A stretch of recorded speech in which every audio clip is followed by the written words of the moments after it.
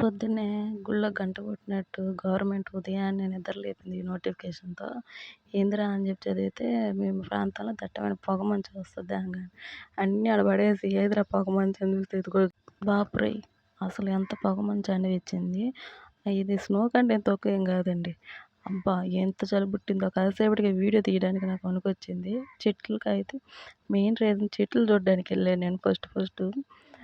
ఈ డిసెంబరు, జనవరి, ఫిబ్రవరి వచ్చిందంటే చెట్లకి ఇది క్లీనింగ్ డేస్ అనమాట.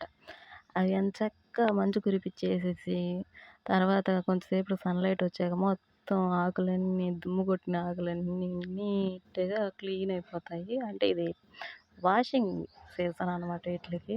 చూడండి ఇప్పుడు ఎంత నీటి బిందువులున్నాయో కాసేపుకి అంతా పోయి నీట్‌గా తళతళా మెరుస్తుంటాయన్నమాట. మన అంట్లు గూడా ఉండవు గాయ్స్ ఇట్లాగా. అంత శుభ్రంగా ఉంటాయి. నాకు అదే గావాల. ఈ వాషింగ్ సీజన్ అంటేనే నాకు చాలా ఇష్టం. అలాగే 2 డేస్ బ్యాకు మీషోలో ప్రొడక్ట్స్ పెట్టాను నేను.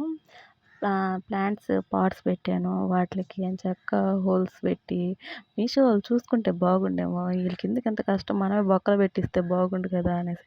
ఇది చూడండి అసలు నాకైతే కొన్ని సార్లు అనిపిస్తది ఎంచక్కా కొనుక్కొని బొక్కలు పెట్టుకోవాలా అన్నట్టు. కానీ పెట్టుకోవాలి తప్పదు. మన మొక్కలు బాగా రావాలంటే పెట్టుకోవాలి. హోల్స్ పెట్టేసి ఈట్లికి నేను క్లిప్ మిస్ అయింది గాయ్స్ నిజంగానేను. ఇదొచ్చేసి సైప్రస్ వైన్ ప్లాంట్స్ ఇవి. సీడ్స్ కొన్నాను నేను. ₹100 పడ్డాయి గట్టిగాను.